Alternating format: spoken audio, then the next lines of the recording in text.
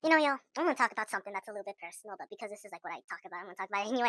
So there's always been this fundamental divide between me and like basically the thing that I have with life, the thing that I have with like my own struggle. So my school environment, definitely failed me, but not in the traditional sense. Like not in the sense that I assign it as a complete F, like a complete thing. No, it is way more like complex than that. So basically, I have two things in my mind. Like 80% of me, in terms of socialization, I want to expand. I want to expand much, much further, talk to more and more and more people. And we have achieved major achievements. I mean, breaking down them fears, talking to new people, and that 80% we're going down on that gas, so that's great. But 20% of me is it's my softer side. It's like the emotional side that wants we want to belong at the same time, also like stay in the community. But it's that like every time I do officially get like rejected from group, it was like two times. I believe it was like one time earlier this year, and then again I think yes rejected because I was blocked on Instagram.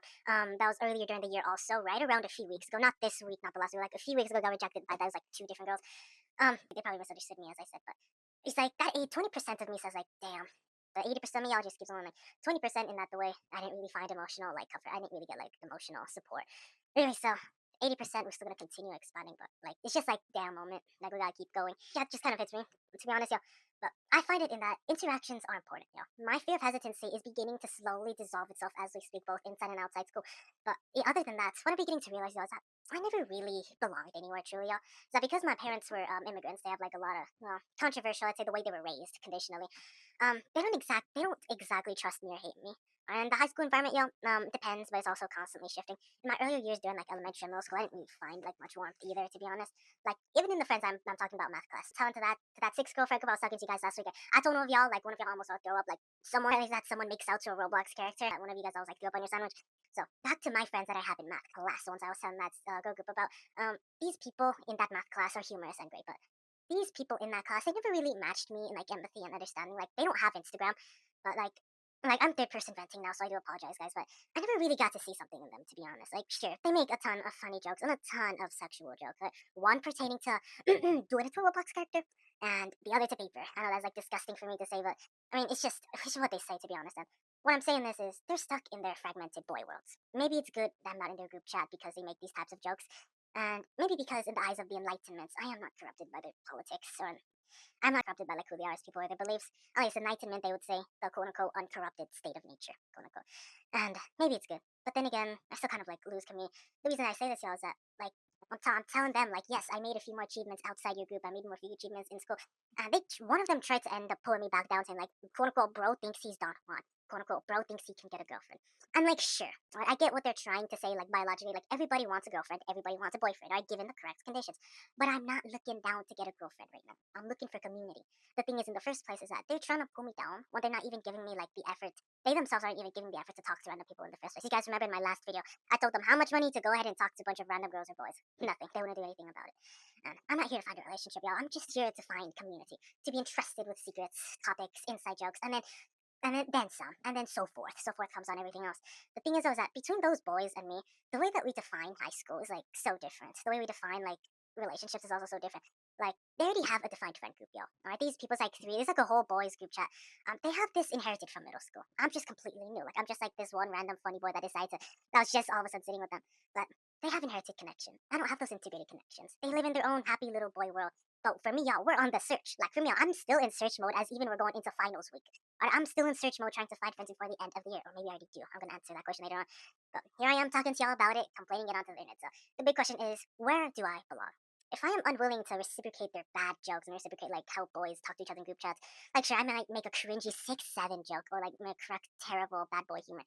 But I was never really like them in personality. I'm not trying to sound like a pick me right now, but like I never really fit in anywhere, at least into their friend group, because I work by like empathy, sympathy, and understanding. They might work on more superficial standards, or maybe who's funny, who's the funniest, who's a leader, like who does this, who does that. So I never was really well, let's just say I wasn't willing to shrink myself, at least to join their play. So, in school terms, I mean, the fact that I haven't found a community yet, I think for me, I think it's a perfect cascade of events. Second time, I tried to hang out with the library girl, even though our talks did actually went go pretty good. As the months went down, she didn't talk back at all. All right, so not even an owl's howl worth of a voice. That type of talking was like no reciprocation at all. Like, sure, Jet, I told you guys in this reel before, like in the video that precedes the Treaty of December 7th, she may have been conditioned not to speak. She may have been too busy. She may have been busy with other people.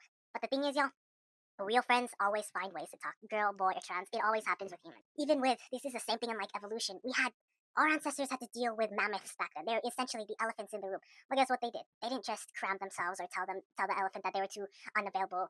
They just killed them outright, and that took over. That's the same thing with friends, y'all. If friends got a challenge, they're gonna defeat that challenge together and continue talking as people. Alright, so that's a little bit of a metaphor. That's a little bit out there, but I'll be honest, yeah. But I was hurt too by non-reciprocation, y'all. Like I tried my best in talking, but just my effort never came back. Third friend group, y'all, I was rejected outright. So um from the fourth friend group to the 10th friend group, these are mostly weak ties and like 2 to 5 people friend groups. Other than the friend group that's like still in the middle social center, these were located on the outer sections of my high school. But as I said, you guys are great, but you guys work on like different topics and axes of that. And maybe one of you guys are the friend groups that I'm looking for. So to be honest, maybe I overlook some of y'all. So maybe there's someone out there within those groups that I'm willing to go back and revisit. So sometimes I might also revisit your friend group just casually. I just want to be. I think other that led up to now. And what I regret now is that because I don't have a permanent friend group, I say, what if I changed something different? Maybe I should not interact with that library or girl at all in the first place. What if instead we focus all our attention on the social hot center? What if I just joined a friend group there and then immediately found the group I was looking for? 1 or 2 friends, romance, then some, then everything else I'm looking for. Then maybe I wouldn't be talking about this now. Like, you see what I'm saying, y'all? So this year as a sophomore, y'all, it kind of hurts like one time more because my English teacher, y'all, at the beginning of the year said, freshman year may have been bad, or you may have been ugly, you may have been starting, but at least this year you get to reinvent. You get to do who you want to be.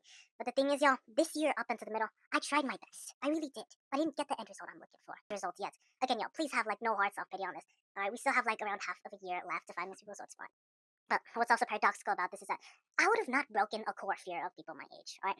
Approaching trans people, approaching boys, approaching new people, approaching girls. Like, because part of my emotional credits, even in these 2 rejections that I mentioned, y'all, the one that was like months earlier, then the one that was like 2 weeks ago, both of these also uprooting some of my personality. They also uprooted the fears that tainted a lot of people in high school. None of this wouldn't not have happened without you and me. And so for that reason, I thank all the people that I interacted with for that. So with that because I don't fear being seen anymore. Like I don't fear being seen as trying. I don't fear being seen as vulnerable. I don't fear being seen as being seen. I don't fear acting awkward. I don't fear being misjudged. Like I have nothing to defend, like socially. Only thing I gotta defend y'all is like my personality, what I have as a person, and maybe if someone misinterprets one of my old videos, like sure, I have that to defend, but like superficially, y'all, like, I literally got nothing to hide. Like, no ulterior motives, like, nothing like this. And I'm beginning to see them as, like, they're just brothers and sisters, not mysticized as people have said them before.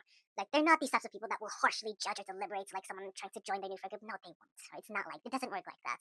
So, I think that's everything what's been happening today is that I don't really feel anywhere.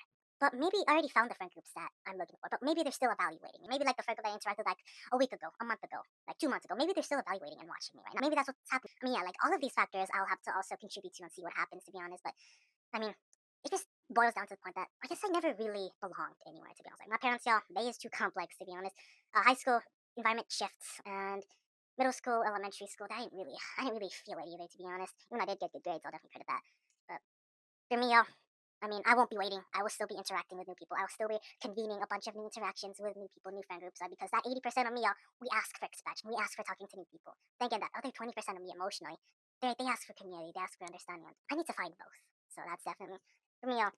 And it also asks, maybe the friends that I'm looking for, maybe they're already over in my friends list right now. Maybe I overlooked them. Or maybe they overlooked me, or vice versa. Maybe they're still there. Maybe I should stop expansion for a little bit. So for me, I'm considering these two. I'm not telling like all the people that I've already talked to. They're not all bad. They're not all like part of the social noise. A lot of these people still have intrinsic value. So definitely that. Basically, we're expanding for 80% expansion. We're looking to meet new people, break our own fear, break our own social hesitancy. And within this 80%, we have achieved countless victories, countless fear breakings. You know what it is. That 20%, like that 20% emotional side of me is also waiting. Like, when will we find a community? When will we find understanding? Is it here? Are they latent? Or are they still to be found? That's definitely the question for me. For me, next year, what I'm going to do next year to try to do this is that since I did end up learning my lessons, I will call this next part of the year sophomore. I'll call this the restoration period. Again, I'll try to join a new club, might maybe find new friends and find a subject that I like, and then try to make more connections, generally speaking, like all throughout. Maybe during like my school periods, not just lunch period, not just after school, but also during the morning period. I'm gonna push to wake up. I need to break these fears. They're pretty much foundational for who I am.